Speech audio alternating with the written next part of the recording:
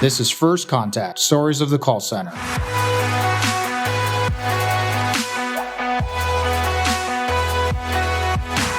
Brought to you by Nobel Biz, your one-stop shop for all your contact center needs, both carrier and software.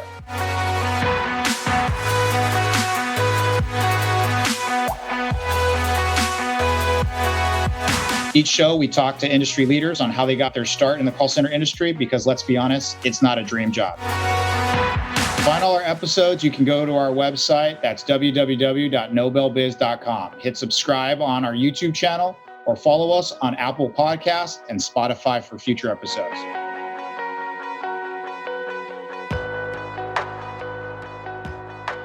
This is episode 6. Today we're joined by Rebekah Johnson, the CEO of Numerical. And if other shows she's been on are any indication, a fun, cool, and extremely knowledgeable person to talk to. She calls herself a forever entrepreneur, and through her work at Numerical, she's helping to establish trust and communication based on integrity, transparency, and accountability. She's been a longtime partner of Nobel Biz on the carrier side, and she's also on the Stir, Shake, and Standards body, which is definitely something we'll have to go into. Rebekah, it's a real pleasure to have you on. How's it going? Great. Thanks for having me. I'm looking forward to this conversation.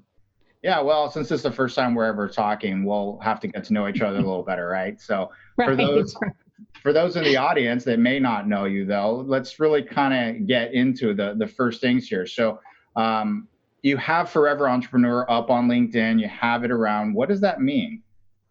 Well, I think in order to truly be considered an entrepreneur, not only do you have to be an innovator, but the key element is that you take on all the risk, all the financial risk that comes with success or failure. And that's truly what an entrepreneur is. And in doing so, it also means that I have control over the company, the vision, and the direction. So it's something I've learned I will always be, and I'm very protective of my ability to maintain that role of entrepreneur as well. Well, it seems like a major driver for you, because there's people that, what you just said, taking all that responsibility is kind of scary. They want to go in, they get their role, and they go home, right? Seems like that's always on. You're always going to be that entrepreneur. It's not like a switch per se you turn off. So that driver for you had to have been something that you've had for a long time, right? You've always wanted to be an entrepreneur, or is this something later in life you said, you know what, I want to be my own boss? You know, I always knew that there was something that I was going to do, and every job and role that I've had, even since I was a kid, I always felt like it was a lesson. I was in my training. And so when you go with that mindset through your career, you absorb and take as many lessons that you can. You learn what to do, you learn what not to do. And then the moment came when life said, Rebekah, it is time for you to walk within your calling. You are going to take this leap. And I felt very prepared. If I had started this in my 20s, I would have been an utter failure. I'm very thankful that I had, 38 years of life to prepare for the moment to finally take that risk. Well, that's awesome. And, I think one of the traditions, especially the core part of this show, is really to look and say, well, where did you start, right? How did this begin? And especially the biggest piece for us is, how'd you get in the call center industry? Because as you know, no one wakes up and goes, you know what, I want to work in a call center. Even though for a lot of people, it becomes their dream job. So walk me through the beginnings, start me off with, how did the early career start for you, and how did that somehow get into the call center space? Yeah, well, I actually started off wanting to be a lawyer. I always wanted to be a lawyer, oddly enough, since I was a kid. And I even have a speech from high school that I found where I was determined to be a lawyer, and that was what I was going to do to save the world. Then technology became a big boom. I grew up around computers, and I fell in love with technology. So when I got my degree, honestly, when I got my first job offers, my parents looked at me and said, you are not going to law school, go to work, because there was money. So I jumped off into technology right away, doing development and coding, started a professional job when I was 19 years old. And so technology and compliance just seems to be something that I naturally fit into. Before I got into the call center space, I was actually working for Innovative Emergency Management. In fact, I was working in DC with Department of Defense, Homeland Security for the demilitarization of our weapons of mass destruction. I know this seems like a lot. Training the military, building the systems for that. Loved it. And then got relocated to Alabama, and I needed a job after having a couple of children. And there was a job for healthcare communications. And I thought, well, I know technology, I know communications, that's important. So let me jump in. I gotta say, it was the people in this industry that I fell in love with. So has it become my dream job? Absolutely. What I learned very quickly is the call center space is the place for people, the hardworking Americans, to have a job. It doesn't matter your degree, whether it's a GED or if you have a bachelor's degree, you can get started in this career and elevate based on your level of effort that you put into it. And so I just fell in love with that. And now in this role at Numerical, I feel like it's my job to preserve this economic stability for a lot of the hardworking Americans. So that genuinely is the passion behind what I do. Well, that's awesome to know that that journey brought you to a place in which you can say that this is your dream job. And it's true. I've heard that, whenever you work in this space, there's people that have their story of starting at the bottom and working their way up, right? And really, they are their only obstacle in getting to where they want to be. In many cases, people have had some great stories where they start off as an agent, now they own a center, or they branched off into different ancillary products, which you're one of, right? One of your products works in that space, but it's not necessarily running a call center. So, in your series of videos on numerical.com, you come off as this very refreshing, no BS, just business leader in the call center space. So it seems like you're telling the truth. You're a truth teller, right? And so how does it feel being that truth teller, that storyteller, that front end, truth to power kind of voice when you're talking with a conjunction of, people that may not be that way, or you're kind of working with different people that are much more just go with the flow and don't really speak to it. So how does it feel now being in that position, of telling the truth? Do you find yourself getting any friction? Do you feel empowering? What does it feel like to be in that role now for a while? So the truth is something that my father taught me, and he said the truth stands alone. And I learned that in high school, and it had to do with I was dealing with people saying certain things about me, and I would say, "Why are they saying these things? It's not the truth." My dad said, "Rebekah, truth stands alone. It doesn't need anything else to support it." And so I started walking in that truth stands alone, and it is applied to my roles and my jobs and through my career, and it brought it into numerical. People want truth. And unfortunately, we live in a space where the truth gets cluttered because there is greed, there is pride, there is power, there is money, and you have all these things that kind of push out truth. Well, I'm not driven or motivated by any of those things. You'll learn very quickly it's not going to work. We need to have truth. We need to deal with truth. And as a CEO, I want the facts, whether good or bad. I need to have them so that I can make the best decisions for my company. And I strongly believe in the call center space. The CEOs that I know to that point, they're hardworking. They got to that point. You have to protect your business. You have to protect the decisions that you're making to advance your company. You need truth. And so I saw nobody was providing the truth. They're just giving their perspectives and opinions, but not really focusing in on the truth, even if the truth doesn't benefit you. That's the hard part. And so being a truth teller is actually it's a responsibility, and it comes with a burden on it too. I have to constantly check every single day, what information am I giving? I do know when I make a statement, I can back it up with a ton of evidence. The trick to being a truth teller is you keep your mouth shut when you don't know what you're talking about. So then I come across that that's the only thing I'm sharing. So I'll talk about what I know about and what I can back up, and then the rest, you just got to be quiet, but not everybody does that. They just talk. Yeah, well, in that vein, right, we're now talking about talking and things that are truth and not truth. And this kind of goes back to where numerical fits in, right? Is there's a lot of people that use voice as the communication channel, right? You make outbound calls, you receive inbound calls. All the call centers around have that as a large portion of their business. And so when you look at that and you see there's a lot of bad actors out there, they're all trying to do something nefarious, take something of value from people. You and I are consumers. We hate it when we get calls that we absolutely know are bad actors, right? But there's all these legitimate businesses that need to get their communications across, right?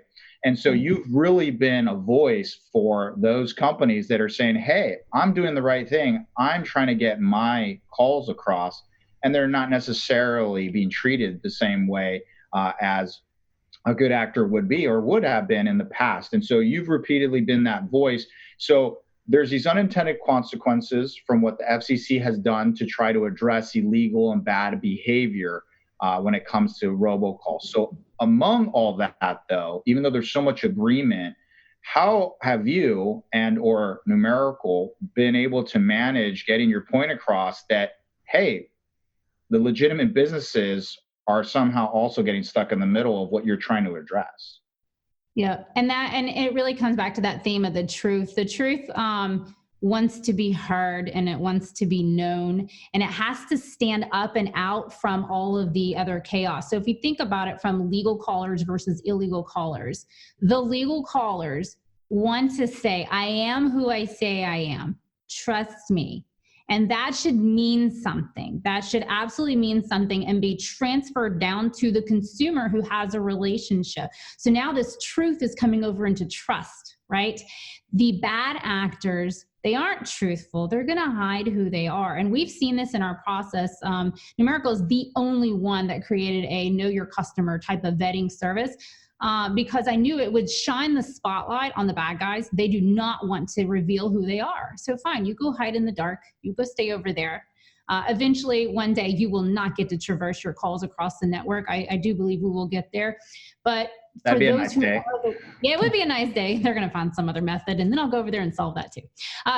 But for the legal companies, because my background is in the compliance, there's that lawyer side of me. I always wanted to get into law, so I understand the compliance to deliver calls, and that should mean something. They're putting in the effort. They're doing the hard work. They're getting the right tools.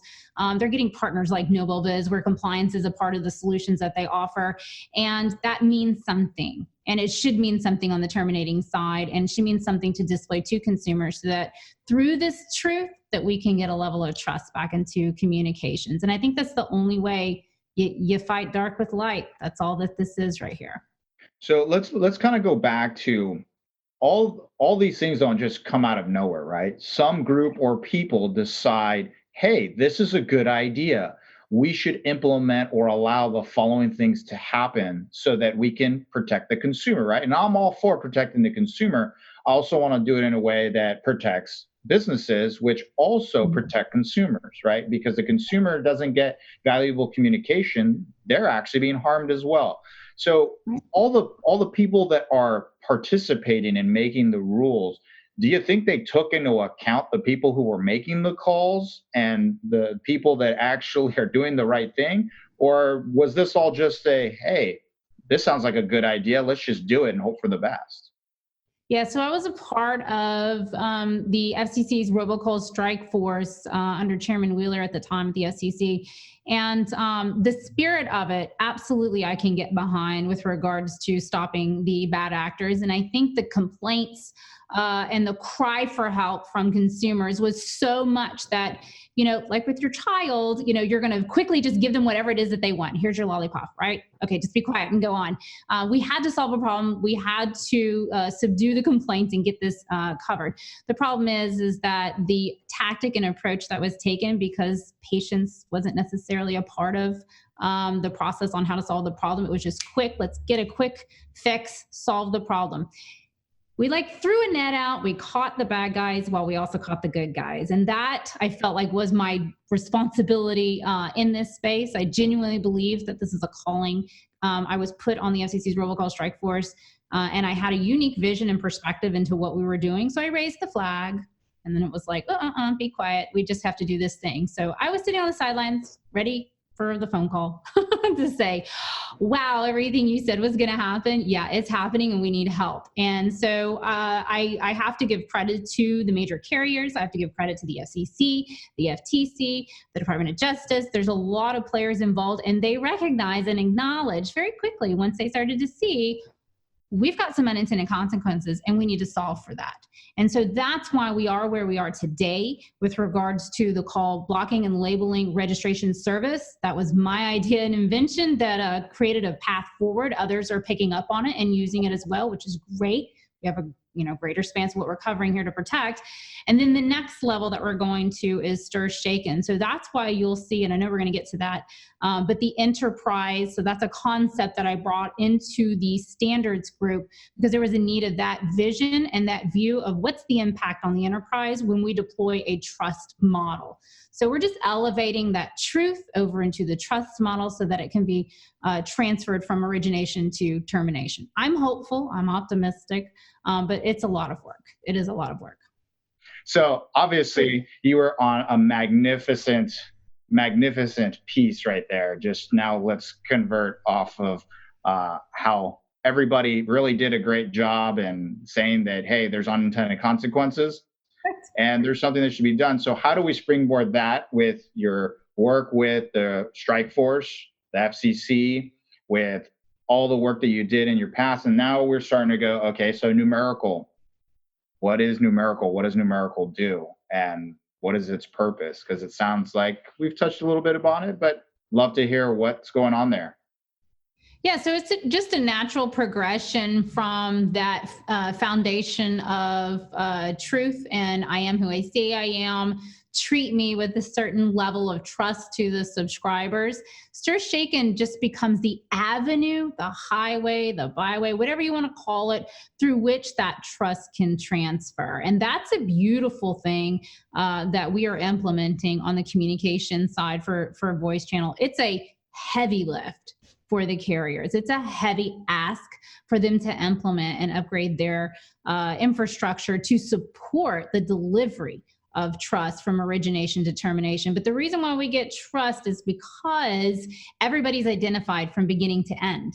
Everybody raises their hand in the Stir Shaken space to say, I am a part of the delivery of this call. I know who the entity is that's putting the call on my network. And on the terminating side, they work out a way that they can trust, okay, I trust that you are who you say you are. You have the ability and the authority to sign these calls. Therefore, we're going to pass that trust off to the consumer. Now, this all falls apart, just like in any relationships that you have, if we are not truthful, if we have and allow bad actors onto our network. What I do love about the Stir Shaken framework is the establishment of the GA, the PA, and the CAs. There's a bit of oversight that can occur. And if we have someone that's abusing the privilege to deliver the trust, you get revoked. Right? So now we have this new enforcement type of mechanism that we didn't have before. I mean, the FCC's hands are tied. It's very challenging to be able to identify who truly is with a high level of confidence and reliability, who put this call in the network, who is the call center supporting it, who is the CPAS provider, who is the originating carrier. We can get that level of trust. And then once everybody realizes the new rules of the game that you have to identify who you are, our behavior and attitudes change a little bit different. Perhaps the way that we deliver communications might change a little bit. I think the consumer at the end of the day is going to truly benefit from it, but it really requires everyone to participate in this ecosystem. Otherwise, the consumer, they get some numbers they were told that they should trust and they can't trust. Everything else is suspect. That's just the way that it works with humans. So it's all on us to do what's right and do our part on this. So for those who don't know what Stir Shaken is, do you have a quick little snippet of like, hey, this is what it is? And so that way people understand what it's supposed to do instead of it just being a joke or reference to James Bond? Yeah, it's really kind of what I referred to. It is I call it a highway for trust.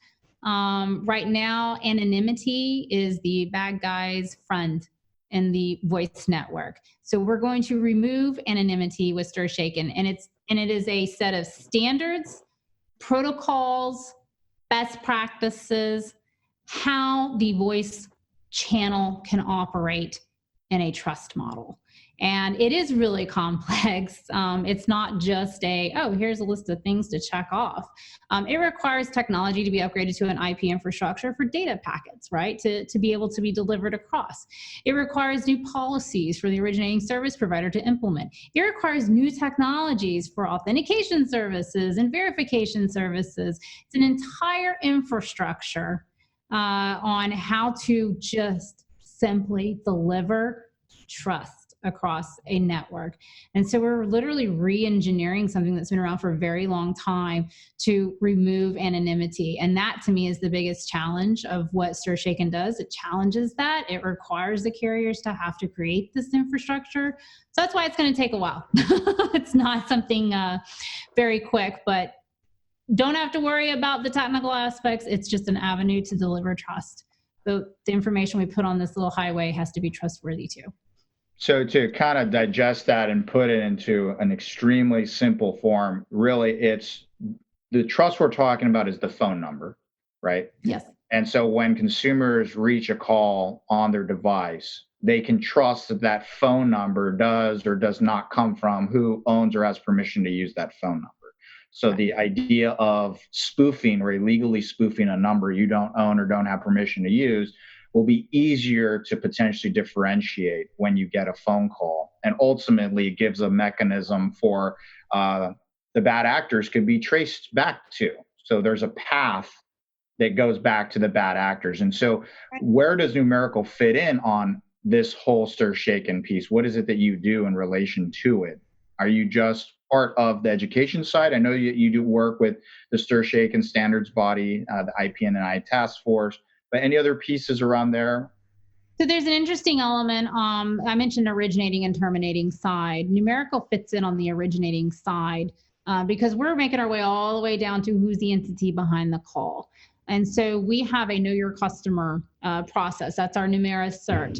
And we verify and vet the identity of the entity behind the call and elevate that to the originating service provider so that for their local policy, where they have to make a decision, what do I know about the entity behind this call and what do I know about their authorization to use that number? Chances are they don't know much.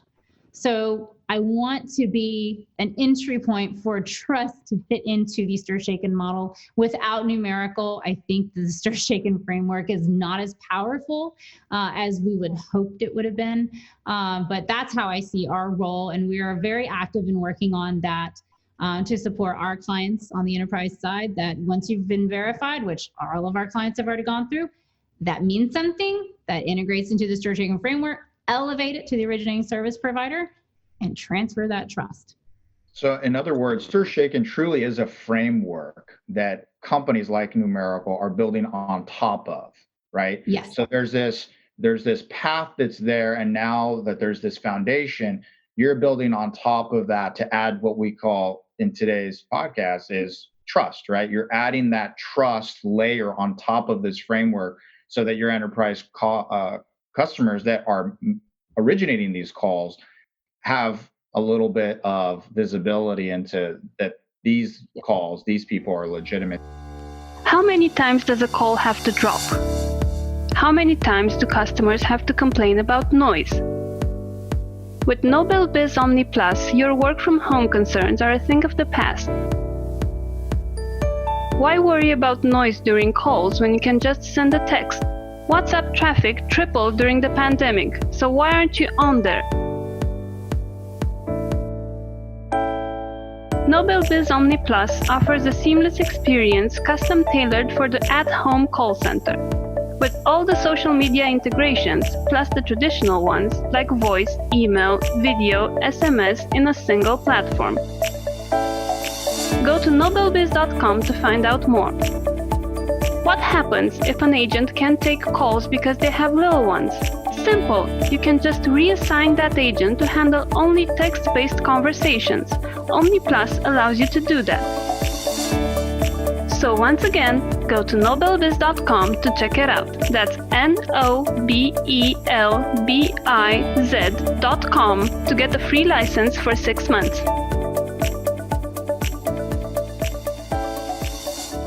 So let's talk about, the legalities of of illegal calls versus legal calls when we talk about the word robocall, right? Everyone says robocall is a bad word. I mean, you just hear it's like, oh, no, I don't do robocalls.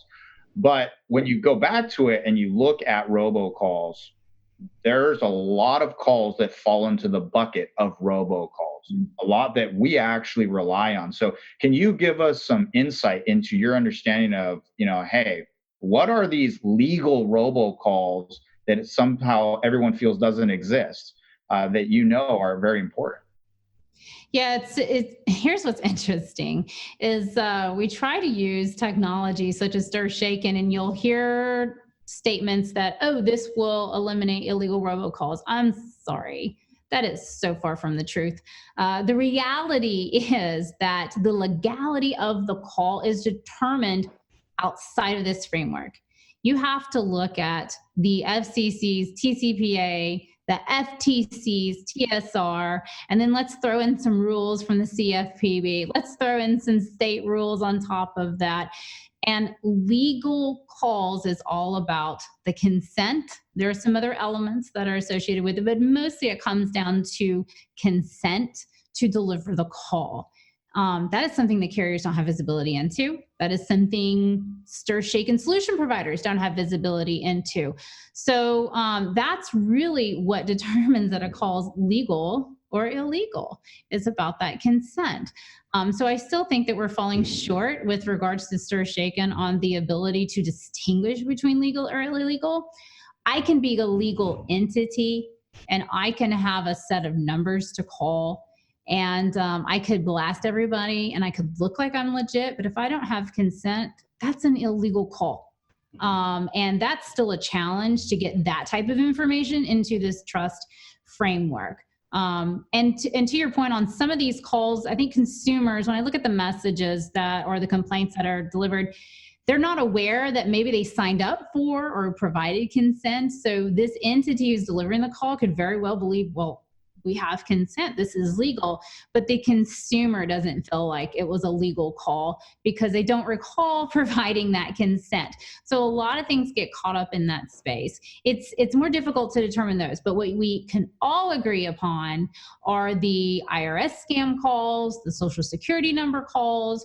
There are some that are just pure fraud all day long, and those need to be stopped. So how do we distinguish between the two? One of the key elements is, those fraudsters on the social security number scams, they're not going to reveal themselves. They're not going to go through a vetting. They're going to hide. So that's our only potential, is to maybe really truly eliminate the fraud, but then we're going to enter this new space of legal entities communicating with consumers that just don't want to be communicated with. I don't know what the world looks like for call centers once we get to that point. We'll just have to be aware of, hearing the consumer's voice at that point. So let's say we remove the word illegal from robocalls and just say the shorthand when people say, oh, robocalls equals bad. So if tomorrow all robocalls stopped, what kind of calls that people actually want or need would actually go away and they wouldn't realize those are deemed robocalls? You got any examples? First off of top of my mind are the appointment reminders. In fact, even during this time with the COVID communications, there are COVID tracking calls that are important to find out who's had testing. How do we get you the results of your testing? Those are important calls that could absolutely be blocked. And then now we have a situation where blocking those types of calls causes harm, far greater harm than an unwanted call to consumers. And that's always my fear, is that unfortunately, consumers are not aware that there are certain calls that are important to their life and safety. But because they thought, well, I just don't want to receive robocalls, they end up blocking all of those calls. Another important call might be the call that you get from some stranger who happens to come across a car accident that your child was in, and they're going to call you. If you are using the Apple feature to just shut off anybody who's not in your contacts, you will not get that phone call. That's not a risk I think consumers should take. And they should be able to demand something a little bit better than that. Yeah, so I think some common ones to add to that, right? Or, for my daughter, especially when she's at school, is the school reminders that come out, or meta notifications that come from the schools, your utilities, whenever there's going to be a planned outage or something like that, that you have voices to channel, your reminders maybe for your prescriptions, like you said, appointment reminders. There's a lot of messages, informational, that get sent out to people in mass amounts to be able to notify them of something, right? Or to notify them something will happen. And we may just not be bucketing those. It's like, oh, no, of course, I want those.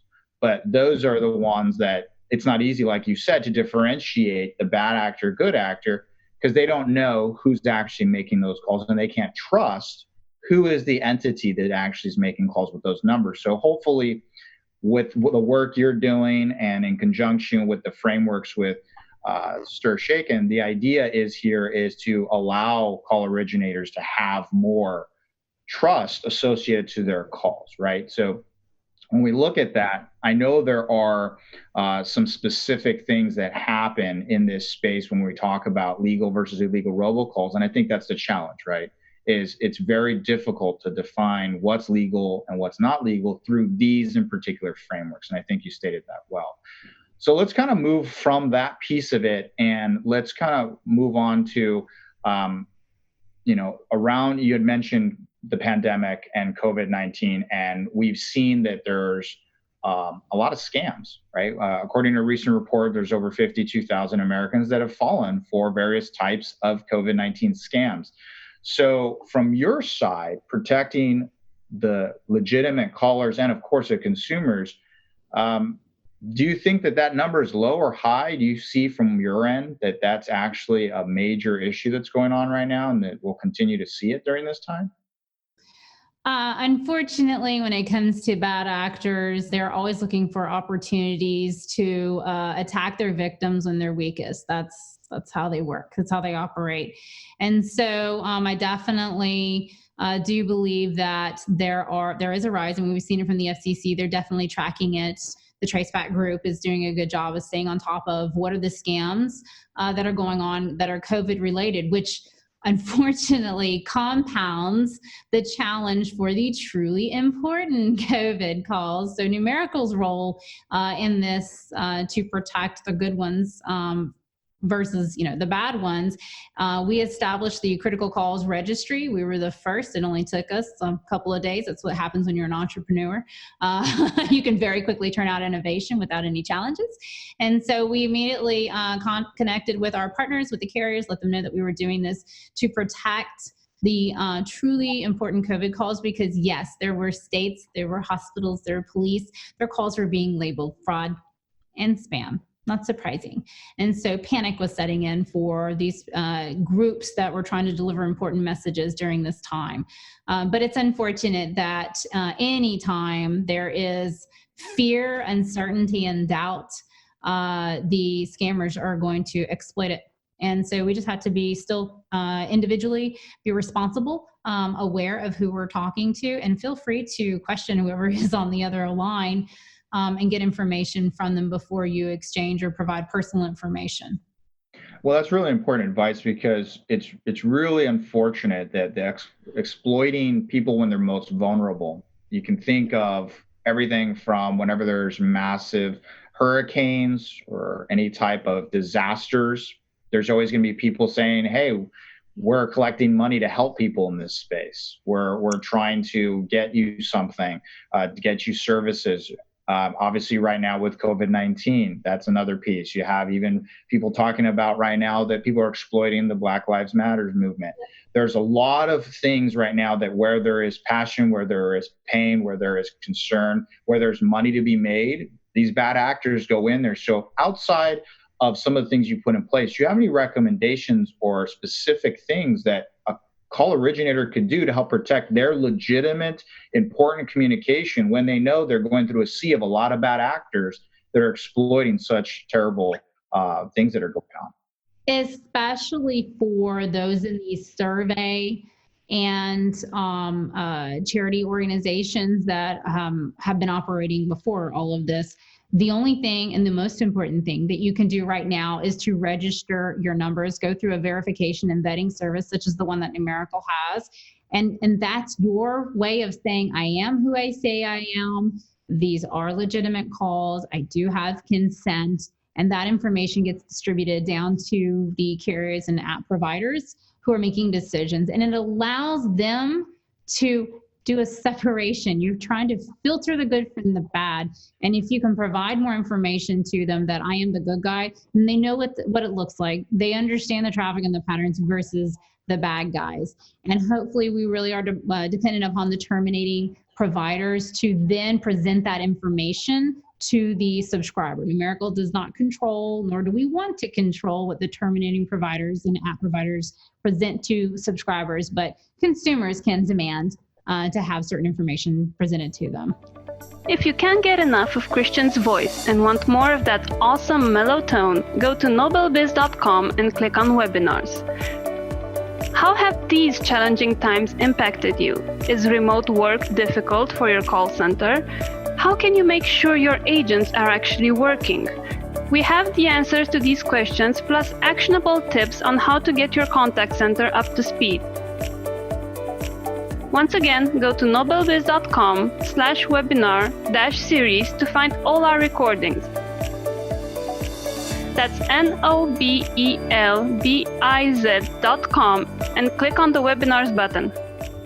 So really, when it comes down to letting yourself be known, we've also seen that watching out, one, how you manage your number inventory, how you use your phone numbers, and separately your dialing strategy. How do you actually manage your dialing practices? Those in combination with you being visible is really going to be helpful for you to, like you said, separate yourself. But would you say there's a silver bullet, a magic switch, or a wand that you flip and it just all goes away? Or would you say that you actually have to be constantly on top of this, aware, and putting a multi-tactic approach to be able to help address some of these things or mitigate at minimum some of the challenges? Christian, you are hitting like my soapbox. I set it up here. We see success and failure from our clients on the same platform. So I have to go, what's the difference here? Why do some of our clients succeed and really succeed well, and others are just tanking? Their contact rates aren't going anywhere.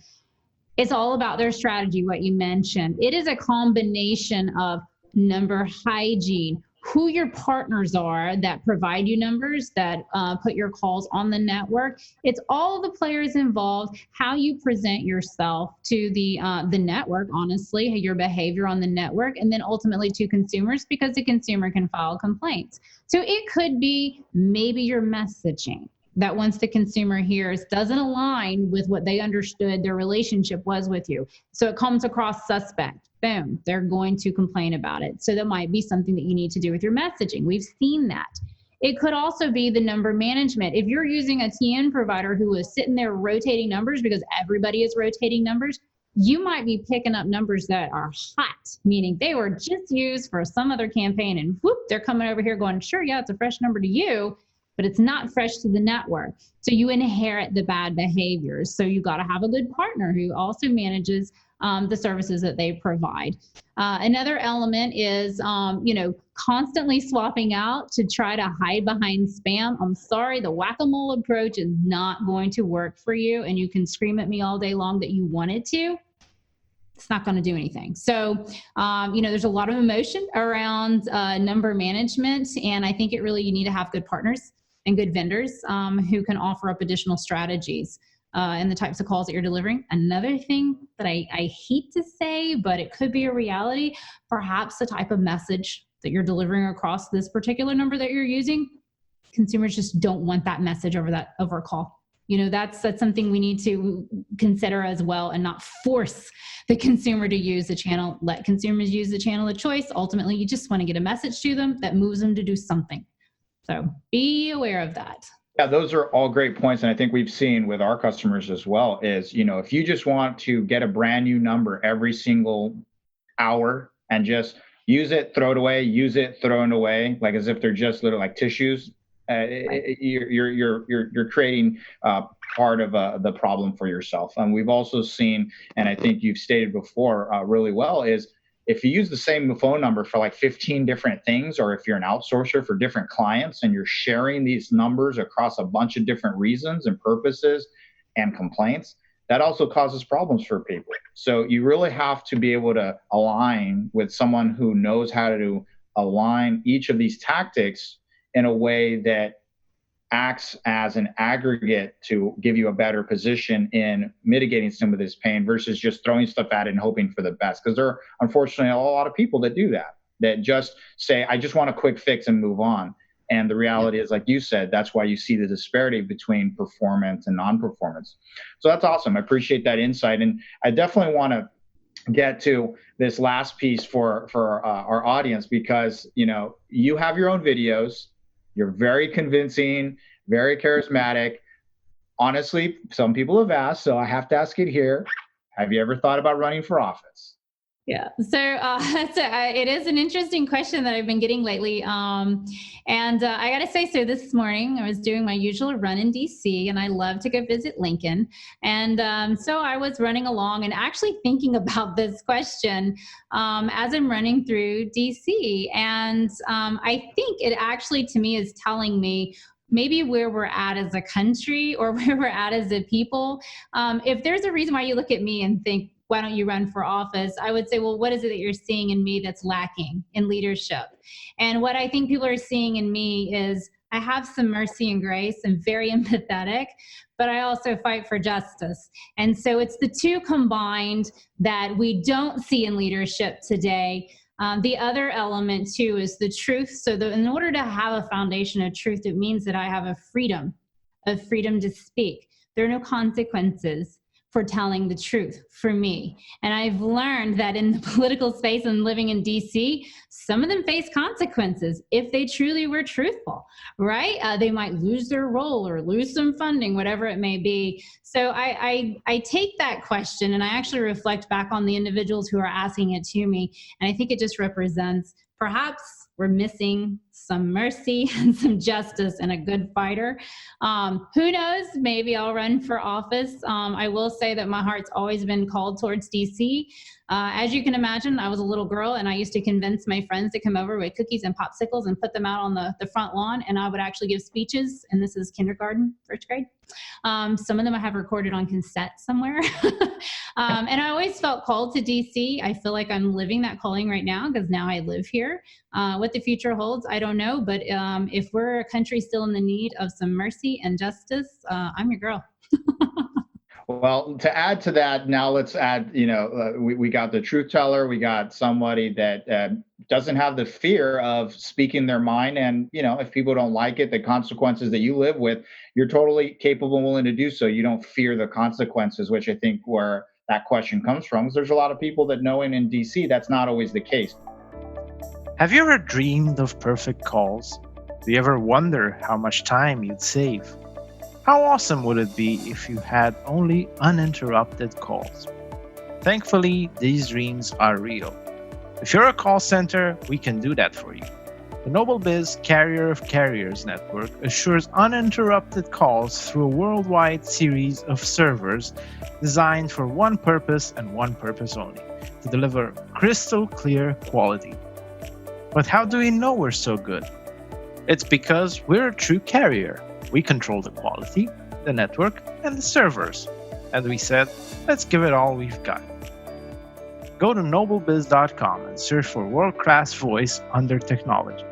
Once again, that's nobelbiz.com and look for world-class voice.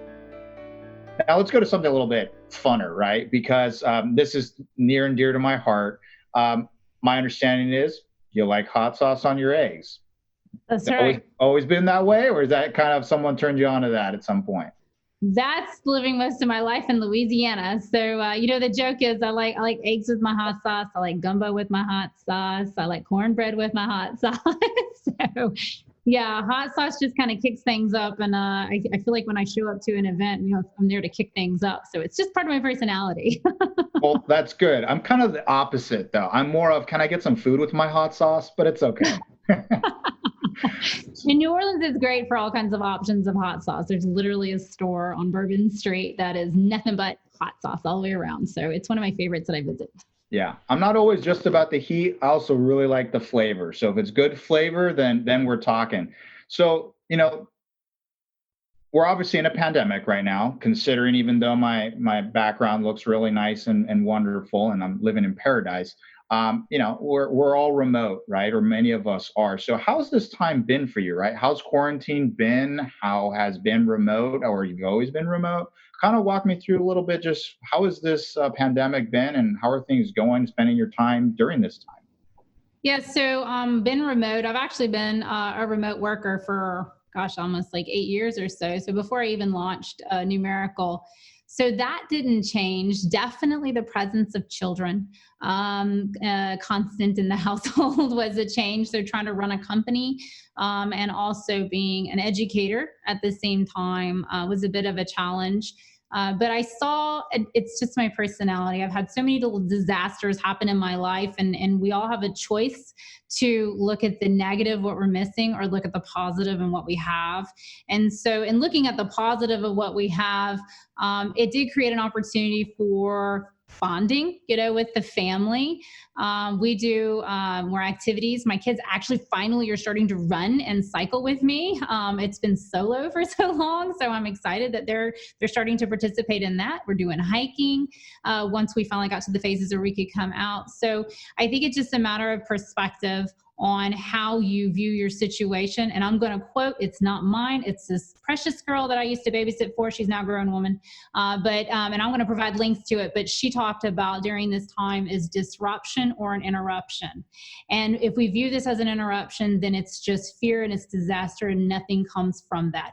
But if it's a disruption in your life, that means a shift. And I did feel like that in the beginning of this. I said, we're shifting. We're shifting as a country. We're shifting as people. We're shifting as companies, right? So view the situation as a disruption and figure out what direction are you supposed to be heading in now and then full speed ahead. That's my little tidbits of advice on how to look through this time. Well, that's awesome. And I couldn't have put it better myself. I think when it comes to exactly the way you stated of, I have a family at home working full time, have a child, getting out and outside. I don't think you can find a pool or a bike anywhere without, finding them either at really high price or they're out of stock because people are forced to be home. They're trying to get things. So hopefully there is a lot of positive change out of such a difficult time for so many, for those that can start to see what other ways they can look at it as an interruption or disruption, which is, I think, a great term. So it's been great, Rebekah, having you on. I think people have loved tuning into it. I don't want to forget anybody needs to share it, share with your friends, with colleagues. But Rebekah, this is your spotlight now. Go ahead, talk a little bit about what you're doing what you're going to be, and how can people find you? Well, Numerical's here to help companies. I want to preserve choice and options for those in the contact center space, enterprises, whatever you may be. Step one, register your numbers. If you are not doing something to register your numbers, whether it's Numerical or some other service, please, for the sake of your company, you need to register your numbers, verify who you are, identify yourself, and get that distributed into the network. Numerical is here to play that role for you. And then also, I just want to promote that Numerical is definitely active on the stir shaken side. I do things behind the scene a little bit. Perhaps I'm not as open with what we're doing, but when the time is right, it will be revealed with regards to how we can help on the stir shaken side. One thing you'll know is I will fight for truth. I will fight for your identity to be protected and delivered. And that's a guarantee when you come to Numerical. So thanks for giving me this opportunity to kind of share some of my story, Christian, and share what Numerical's doing. Well, love having you. So where can people find you? So numerical.com, you can go to that site. We also are on Medium. I'm really proud of talking about education, awareness, and truth. Follow us on Medium for blogs and articles that are really questions that have been asked to us. We want to provide the information out and make you aware so you can make the best decisions. So numerical.com, and then you'll be able to see all of our social media aspects on there too. We are hot and heavy tracking everything that's going on in this space, so you don't have to worry about it. One source, just come right to us. Well, that's awesome. And I look forward to everyone being able to follow Rebekah, being able to see what Numerical is doing. Thanks for everyone out there that's listening to our podcast. This is episode 6, so we'll see you on the next episode. Thanks, everybody. Bye. If you like what you're hearing, hit that subscribe button on Apple Podcasts and Spotify. Check out our YouTube channel for exclusive clips. Like us, rate us, review us. If you want to hear more on our take on coronavirus, remote work, and contact centers, go to nobelbiz.com and click on webinars to see our recorded on-demand webinars.